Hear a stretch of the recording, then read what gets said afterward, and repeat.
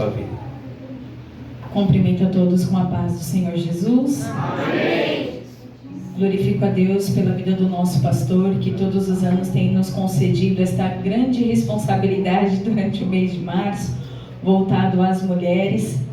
E eu glorifico a Deus a cada uma das irmãs que já subiram neste altar e foram instrumentos do Senhor. E foram vasos nas mãos do Senhor. E creio que nesta noite também comigo não será diferente. Pois de mim nada tem para oferecer aos amados irmãos. Mas o Senhor, como já foi falado, Ele está na casa. E o tema qual foi me passado, sorteado e escolhido por Deus para que eu falasse aos corações dos nossos irmãos, se encontra aqui no livro de Jonas, capítulo 3, a partir do versículo 1. Vou esperar um pouquinho, porque Jonas, tanto ele fugiu da presença do Senhor, como também é difícil de achar ele na Bíblia, né? Ele foge, ele se esconde. Os profetas menores, você vai lá, Obadias, está ali do ladinho Jonas, capítulo 3. Aleluia.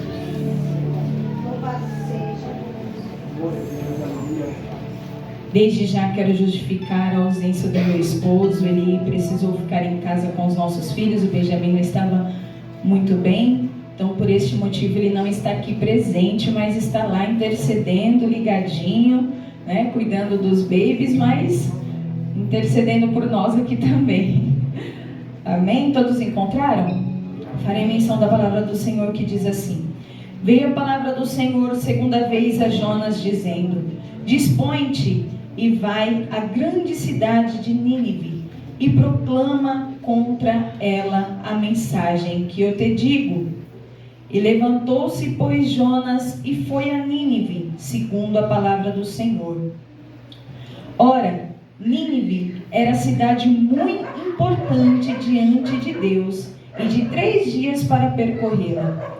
E começou Jonas a percorrer a cidade, caminho de 1 dia, e pregava e dizia: ainda 40 dias e Nínive será destruída. Os ninivitas creram em Deus e proclamaram um jejum e vestiram-se de panos de saco, desde o maior até o menor. E chegou esta notícia ao rei de Nínive, e ele levantou-se do seu trono, tirou de si as vestes reais, cobriu-se de pano de saco e assentou-se sobre as cinzas. E fez-se proclamar e divulgar em Nínive, por mandato do rei e seus grandes: nem homens, nem animais, nem bois, nem ovelhas provém coisa alguma, nem os levem ao pasto e nem bebam água, mas sejam cobertos de pano de saco, tanto os homens como os animais. E clamaram fortemente a Deus, e se converteram cada um do seu mau caminho e da violência que há nas suas mãos. Quem sabe se voltará a Deus, e se arrependerá, e se apartará do furor da sua ira, de sorte que não pereçamos. Amém? Os irmãos podem se assentar, louvando e adorando o nome santo do Senhor. O tema que me foi passado é bem pequenininho. Ele só contém 3 letras, que diz assim: a segunda vez. A segunda vez. Mas para nós entendermos a segunda vez aqui no livro de Jonas, nós precisamos entender a primeira vez em que Deus fala com ele. A primeira vez que Deus falou com Jonas, no capítulo 1, é um livro bem pequeno. Então no primeiro capítulo, o versículo 1 diz assim: veio a palavra do Senhor a Jonas, filho de Amitai, dizendo: dispõe-te e vai-te à grande cidade de Nínive e clama contra ela, porque a sua malícia subiu até mim. O que acontece aqui? Na primeira vez que Deus fala com Jonas, ele se levantou e fugiu e desceu para Jope. Eu fiz um pequeno slide para os irmãos entenderem melhor. Eu tenho pregado dessa forma de um tempo para cá e eu acho que os irmãos conseguem compreender melhor. Então, eu fiz um pequeno slide para que os irmãos possam entender. Na primeira vez, se a irmã puder apagar a luz daqui do púlpito, irmã, por favor, para ajudar os irmãos a verem aqui. Na primeira vez que Deus fala com Jonas, Jonas estava aqui em Jerusalém, Gat-Éfera, onde ele morava. O Senhor falou para ele: levanta-te, se dispõe e desce à cidade de Nínive e proclama ali o que eu vou te falar. O que acontece? Jonatas se levanta e foge. Aleluia. Jonas se dispõe, mas para fugir da presença do Senhor, para Tarsis. E tendo descido a Jope, achou um navio que ia para Tarsis. Pagou, pois, a sua passagem, embarcou nele para ir com eles para Tarsis, para longe da presença do Senhor. Então ele estava aqui em Jerusalém e ele sai daqui, desce para Jope para fugir para Tarsis, lá no sul da Espanha, 3.200 quilômetros longe de Israel. Naquela época nós sabemos que não havia avião, não havia, um transporte mais rápido para que eles pudessem se locomover. Ou era de caminhada, de camelo, ou de navio. Então, ele desce para Jope, no porto de Jope, e ele encontra ali um navio que estava de partida para Tarsis. Ele compra a sua passagem, ele entra no navio e ele desce para o porão daquele navio. E esta jornada, meus irmãos, de 3.200 quilômetros de navio, duraria mais ou menos um período de 1 ano. Ou seja, seria 1 ano que Jonas ia cada vez mais se afastando da presença do Senhor. Meu Deus. Ele entrou para fugir da presença do Senhor. Aleluias. Mais interessante que quando o Senhor ele tem um propósito na vida do crente, por mais que ele tente se afastar, por mais que ele tente correr da presença do Todo-Poderoso, por mais que ele tente se esconder da presença de Deus, sempre há um mais. Sempre há um mais de Deus. No versículo seguinte, no versículo 4, diz: mas o Senhor lançou sobre o mar um forte vento e fez-se no mar uma grande tempestade, e o navio estava a ponto de se despedaçar. Aleluia. Enquanto os marinheiros, cheios de medo, começaram a clamar, cada um ao seu Deus, e eles começaram a lançar a carga no mar, para assim aliviarem o peso do navio. Os marinheiros mais experientes daquela época, quando eles entravam no mar, eles tinham um ritual. Cada um oferecia o seu sacrifício diante do seu Deus, e eles pediam para que aquela viagem fosse tranquila, fosse em paz. Então eles tinham isso consigo. E no momento em que eles, imagino eu, puxa a âncora e o navio sai mar adentro, diz a palavra do Senhor que o mar de Deus começa a agir. Uma grande tempestade é formada. O mar começa a se agitar de uma maneira tal que o barco, o navio, quase veio a se despedaçar. E os marinheiros daquele navio começaram a falar com o seu Deus, para tentar entender o que estava acontecendo. E eles não conseguiam entender. E pensa comigo, eles precisavam de mantimento, mas eles começam agora a lançar as cargas ao mar, a fim de aliviar a carga, a fim de aliviar o peso. E fala com Deus e nada, e fala com outro Deus e nada, e um olha para o outro, e agora? Porque, irmãos, infelizmente, até os dias de hoje, nós, os seres humanos, tentamos patentear as obras de Deus. Você quer um exemplo? Deram a lua para São Jorge, deram o sol para Apolo, deram as malas para Oxissã.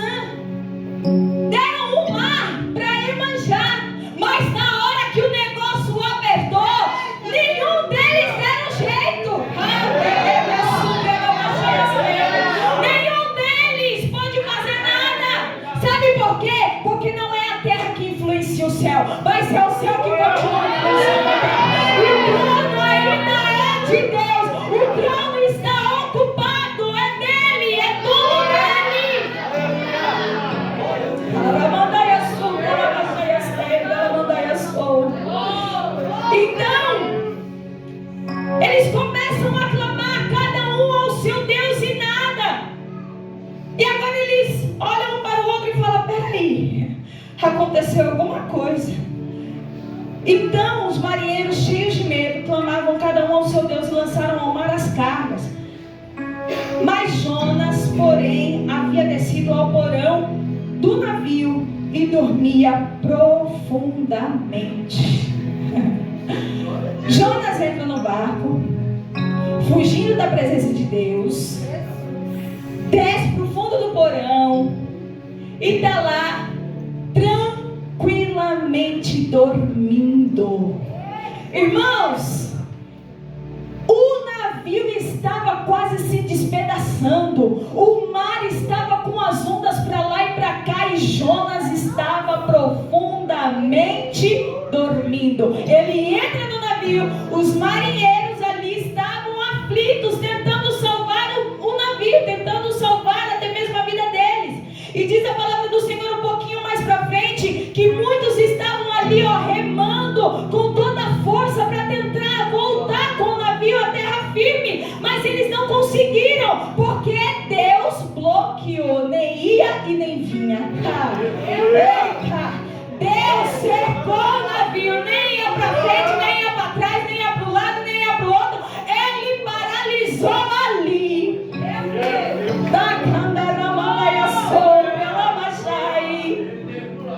E aquelas pessoas que estavam ali, eles se esforçavam para levar de volta o navio até a terra firme, mas eles não conseguiam. E disseram-lhe: o que vamos fazer? O que se passa contigo? Um dos marinheiros falou a Jonas, e ele falou assim: olha, eu já sei, vinde e lancemos sortes, para que saibamos por causa de quem nos sobreveio este mal. E lançaram a sorte caiu sobre Jonas. Então lhes disseram: declara-nos agora, por causa de quem que está acontecendo tudo isso aqui? Irmãos, ele estava dormindo. Os marinheiros, pagões, pessoas que não acreditavam em Deus, talvez nunca nem tiveram ciência desse Deus, agora conversam com Jonas. E então lhes disseram: declara-nos agora, por causa de que nos sobreveio este mal. Que ocupação é a tua? De onde vens? E ele responde: sou hebreu e temo ao Senhor, o Deus do céu, que fez o mar, que fez a terra. Então, neste momento, os homens ficaram possuídos de grande temor e disseram: que é isto que fizeste? Pois eles já sabiam que aquele homem estava fugindo da presença de Deus. Ele tinha marca. Eles sabiam, pois sabiam os homens que ele fugia da presença do Senhor, porque ele mesmo, antes de entrar no navio, penso eu que ele já tinha declarado. Então os homens sabiam. E agora, quando ele faz essa declaração: eu sirvo ao Senhor, Criador dos céus, da terra, do mar e de tudo isso, eles ficam cheios de temor. Mas não é aí que eu quero parar. O próximo slide, irmão, para mim, por favor. Quando o Senhor falou para ele: desce até a cidade de Nínive e proclama contra ela, dizendo que daqui 40 dias eu os destruirei, foi por causa disso aqui, Nínive, eles eram um povo terrível, cruéis, violentos. A forma deles torturarem era essa: perfuravam ouvidos com ferro quente, eles cortavam as mãos e os pés, eles tiravam o couro das pessoas, eles extraíam os filhos das barrigas das mães, eles faziam pirâmides de cabeças, irmãos. Eram uma nação terrível, um povo cruel, inimigos do povo de Deus. E Jonas, sendo um judeu ali, fiel, que honrava sua pátria, ele sabia. Jonas não tinha medo do que Deus podia fazer com Nínive, mas Jonas tinha medo da misericórdia de Deus para com o povo de Nínive. Aleluia. Por isso que ele fugiu. Mas o Senhor, Ele é Deus misericordioso. Próximo irmão, por favor. Quando o Senhor, Ele nos chama, nós temos que tomar cuidado, porque nem toda disposição ela é boa. E nós estamos num culto de jovens. E nesse momento, jovem, eu quero falar com você. Você tem fugido da presença de Deus? Quando nós fugimos da presença de Deus, nós achamos graça no mundo. Quando nós fugimos da presença de Deus, nós pagamos um preço altíssimo. Quando nós fugimos da presença de Deus, nós embarcamos em uma viagem que aparentemente aos nossos olhos, é tudo bem, é tudo tranquilo. Você embarca naquela viagem que você acha, olha, daqui é para cada vez mais longe, não quero mais saber de Deus, não quero mais saber de ser crente. Mas nesta noite de hoje o Senhor me enviou aqui para trazer um recado da parte de Deus para você. Aleluia. Que o Senhor, no momento em que chamou a Jonas e ordenou ele a ir à cidade de Nínive, e ele fugiu, nesta fuga o Senhor se levantou, Ele interviu, Ele não permitiu que aquilo acontecesse. E no meio do caminho Ele paralisou o mar. Ele falou assim, peraí, você não vai nem para frente, nem para trás, nem para um lado, nem para o outro, você vai ficar aqui, até você entender o que eu tenho contigo. O próximo, irmão. E então nesse momento os marinheiros lançaram Jonas no mar. E ele faz um clamor, e arrependido ele lembra do que ele tinha na casa do Pai. E ele começa a lembrar que na dor ele tinha a presença de Deus. Na dor, sobre ele lembra da situação que ele está passando. Na dor ele lembra do voto que ele fez com o Senhor quando ele jurou que ele serviria ao Senhor de todo o coração. Na dor ele lembra que Deus, Ele ouve as orações. Precisou ele se afastar de Deus, para no meio do caminho, Deus olhar lá de cima e falar, ei, assim como eu falei aqui no capítulo 3, o Senhor Ele falou, ora, Nínive era cidade muito importante diante de Deus. Assim, da mesma forma, Deus Ele olhou lá de cima e falou, ei, você não vai mais para a direita, nem para a esquerda, nem para frente, nem para trás. Sabe por quê? Porque você é muito precioso para mim. Você é muito importante para mim. Ainda que você seja lançado no mar. Que mar é esse, irmão, nos dias de hoje? É o mar da ansiedade, o mar da aflição, o mar da angústia. Eu, o Deus Todo-Poderoso, tenho o poder de enviar o livramento e te trazer de volta para o centro da minha vontade. Pode passar, irmão.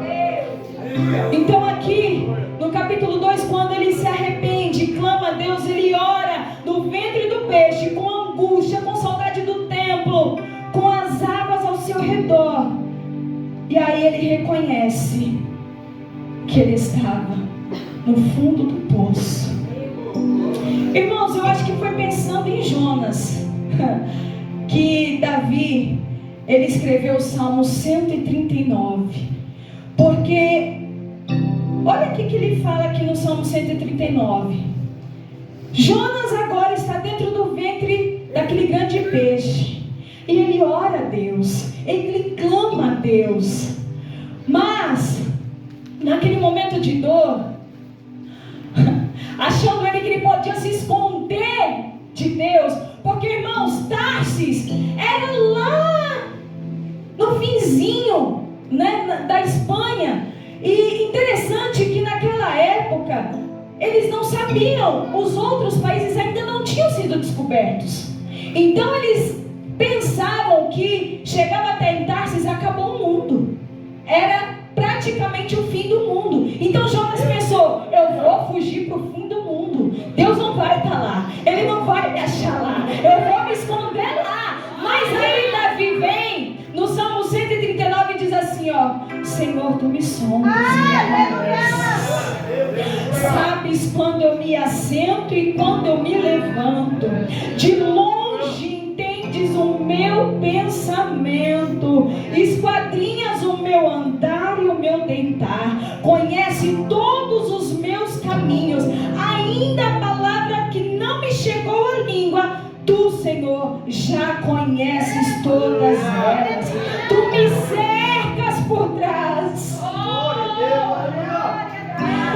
e por diante de mim, e sobre mim põe a tua mão. Tal conhecimento é para mim maravilhosíssimo demais, é sobremodo elevado, não posso atingir. Agora Davi diz assim, ó: para onde fugirei da tua presença? Para onde me ausentarei do teu espírito? Para onde fugirei da tua face? Se eu subir aos céus, lá estás. Se eu descer na profundezas, também estarás.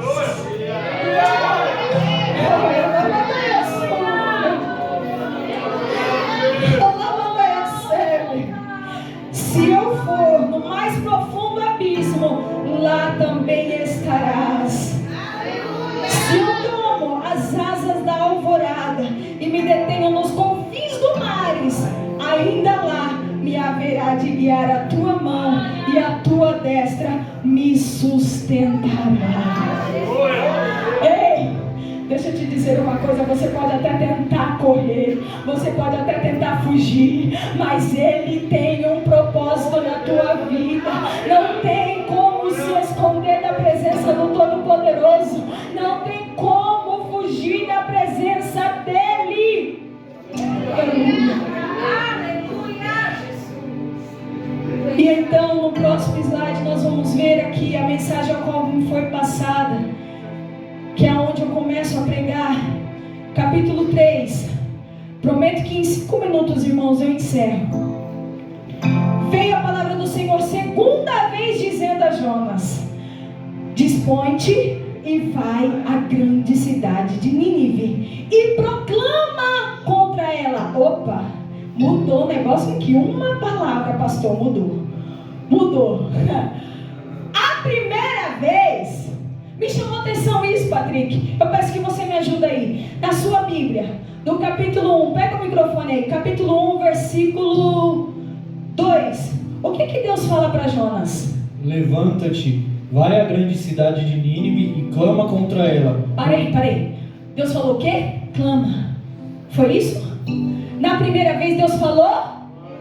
Clama. Irmãos, eu fui buscar no dicionário o que significa clama.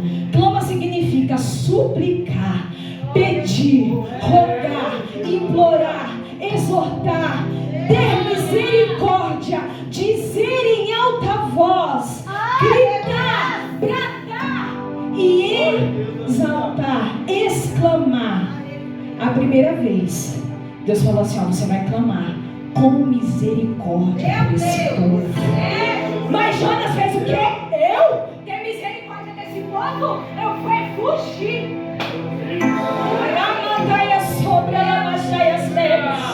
Fala pra mim se nos dias de hoje não tem sido assim. Quantos ninivitas tem na minha casa, na tua casa? E o Senhor fala pra nós clamarmos contra eles.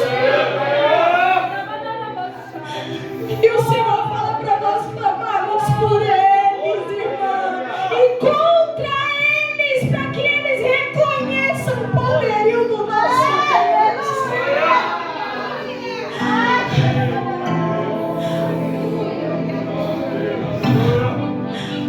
Mas nós não temos misericórdia. Nós queremos, pastor, com todo respeito, licença aqui, tá? Ó, a nossa fez ali. Ó, o que a gente quer fazer, ó.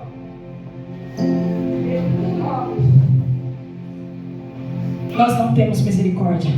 Nós queremos sentar na cadeira de juiz e julgar quem é que vai, quem é que não vai. Mas aqui é perfeito, isso aqui não merece nada.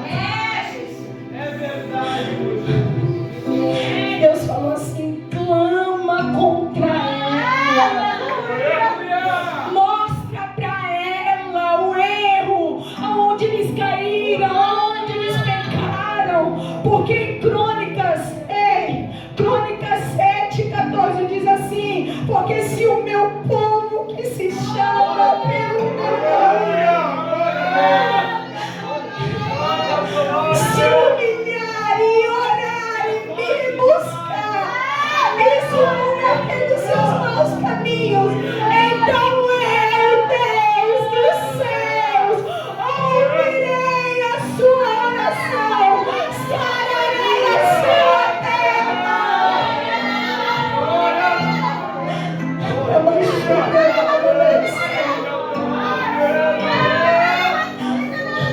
Nós não temos misericórdia. É fácil apontar, é fácil acusar, mas dentro da tua casa aquele ninivita precisa ouvir a voz do Senhor. Ele precisa saber que Ele é de salvação. Ele precisa saber que se ele se arrepender de todo o coração e se converter dos maus caminhos, Ele, o Deus Todo-Poderoso, sabe o que vai fazer? Vai limpá-lo. Irmãos, me chamou a atenção em Jonas capítulo 3, que quando Deus fala com ele pela segunda vez, quando alguém vai fazer alguma coisa aqui, seja na cozinha, qualquer coisa que você vai fazer a primeira vez, ou quando você vai para um lugar, quando você vai para um lugar que você não conhece. Hoje nós temos a tecnologia a nosso favor. Usamos quem? O Google, o GPS, o Waze e todos esses negócios aí, né? Quando você vai a primeira vez que você não conhece, qual é a tendência de você errar o caminho? Grande. Porque a primeira vez você não conhece.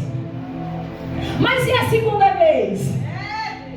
Que você já foi a primeira. Na primeira você vai errar. Você vai entrar, né? O GPS vai falar, entre a sua esquerda, e você vira à direita. E a direita é sem saída. O que você tem que fazer? Você tem que eita, essa veio quentinho do céu. Você tem que recalcular a rota, arrumar ali e voltar de novo. Você tem que recalcular a rota e voltar de novo. Aí quando você volta, aí ela ainda está calculando. Falou, opa, recalculando rota. Para te colocar no caminho. Aleluia! Então na segunda vez aconteceu isso com Jonas. Deus recalcula a rota. E ele já tinha sido tratado por Deus no ventre do peixe. E agora que ele foi tratado, a palavra mudou, pastor. A palavra mudou, já não é mais clama contra ela. Vamos ver lá? O que mudou? Veio a palavra do Senhor a segunda vez a Jonas dizendo, dispõe-te e vai à grande cidade de Nínive e proclama contra ela. E na primeira vez Deus falou assim, você vai lá porque a malícia dela, o pecado subiu até as minhas narinas. Só que na segunda vez, olha o que Deus fala, irmãos, que coisa linda. E levantou-se Jonas, obedecendo. Coisa boa e crente obediente. Pode já passar para o próximo, tá, irmã? Jonas obedeceu. E ele se levantou segundo a palavra do Senhor. Ei, quando Deus fala a primeira vez e você não escuta, aí você erra o caminho, você sai ali da rota. Aí tudo bem, você recalcula e volta na segunda vez. Eita, você já conhece a voz do Pai. A tendência de você errar aqui, sabe qual é? 0, porque você já conhece. Aleluia. E aí ele fala assim, ó, ora, Nínive era cidade muito importante diante de Deus. Muito importante diante de Deus. Pode passar, irmã. Passa. Aleluia. Eu vou chegar aqui, que os meus 5 minutos já foram. Vou só terminar, que é para terminar. Jonas vai a Nínive, segundo a palavra do Senhor. Nínive, isso eu quero que você guarde no seu coração. Nínive era a cidade muito importante diante de Deus. A importância é Deus quem dá, o valor é Deus quem determina, e a prioridade é Deus quem estabelece. Agora, num ato profético, e eu finalizo aqui.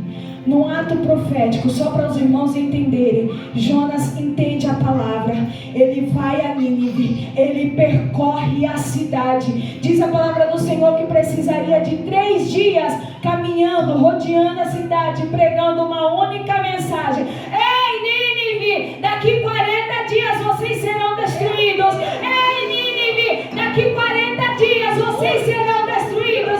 Ei, Nínive, daqui 40 dias vocês serão destruídos.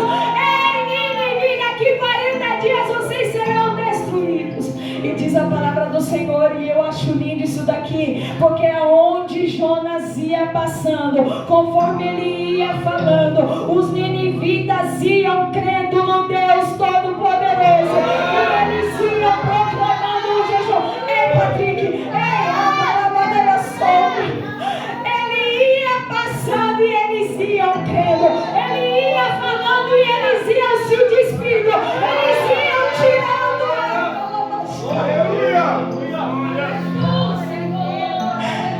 Eles creram em Deus e proclamaram o jejum. Vestiram-se de panos de saco, desde o maior até o menor. Eles creram em Deus. Quando nós cremos em Deus, automaticamente na mesma hora começamos a nos despir do velho, do mundo, das coisas nojentas do mundo. Vamos deixando, vai caindo tudo, irmã, vai jogando tudo ali, ó, não pertence mais. Porque, irmãos, eles começaram a ouvir aquilo e eu comecei a imaginar na minha cabeça, pastor, eles eram um povo cruéis. Então, quando eles ouviram esta mensagem, na mesma hora, eu imagino eles que começaram a pegar tudo o que pudesse lembrar o passado da matança, do sangue, começaram a jogar fora, pastora, tirar. Eles começaram a se livrar daquilo. E o rei, quando ouviu, quando chegou no ouvido dele, ele nada pouco fez o quê? Opa, deixa eu desocupar o trono. Esse trono não é meu. Esse trono é do Rei dos Reis. Esse trono é dele. Esse trono não é meu. Ele se levanta do trono. Ele reconhece. Ele cai no chão. Ele tira as vestes reais, reconhecendo o poderio daquele que é. E fala assim: ei, pode assumir, é todo tempo. É isso que eu quero que você entenda. E num ato profético agora, você vai falar: eu não sei qual é a ninivita que você tem na tua casa. Eu não sei quem ele é, não sei como ele chama, como ela chama. Se é muitas pessoas, muitos ninivitas, né? Na nossa família, na minha família eu tenho alguns. Então, no ato profético, você vai falar aí, ó, o nome do seu ninivita, tá? E você vai falar assim, ó, eu vou dar um exemplo aqui, tá? Ulisses, tu és muito importante para Deus. E o Senhor vai te encontrar onde você estiver.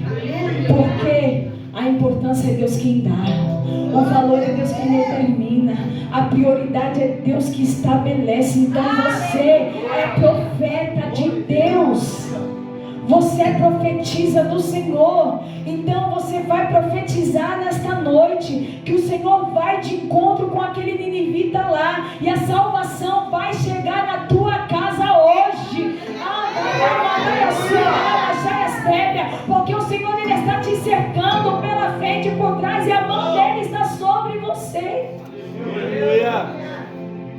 e eles creram no Senhor.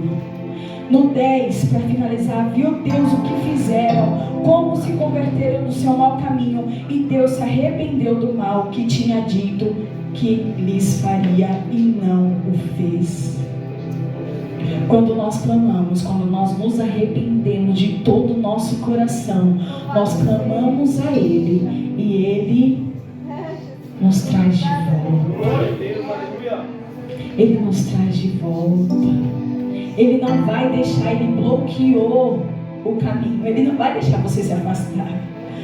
Ele ia fugir, irmãos, para mais de um ano para longe da presença do Senhor, mas o Senhor bloqueou o caminho, falou: não vai não.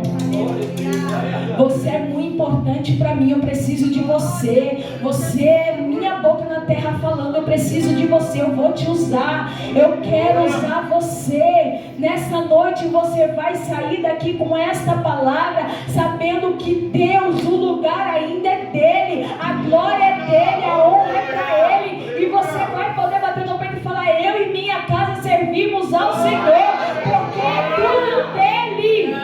É tudo dele. Amém? Pastor, posso colocar a igreja de pé? Posso colocar de pé? Oh, aleluia. E assim, irmãos, nós vimos o maior avivamento da história aconteceu nos dias de Jonas. Uma cidade onde o próprio Deus diz que mais de 120 mil não sabia discernir entre a sua mão esquerda e a sua mão direita. Todos, desde o maior ao menor dos animais, todos creram em Deus e viveram algo novo. Viveram o novo de Deus. Nesta noite, esta é a certeza que eu quero que você saia daqui. Que Deus, Ele nos dá uma segunda chance. Fala para alguém que está do seu lado com muito carinho: Deus te dá uma segunda chance. E tem um louvor que diz que uma chance igual a essa talvez nós não tenhamos mais. Não tem mais.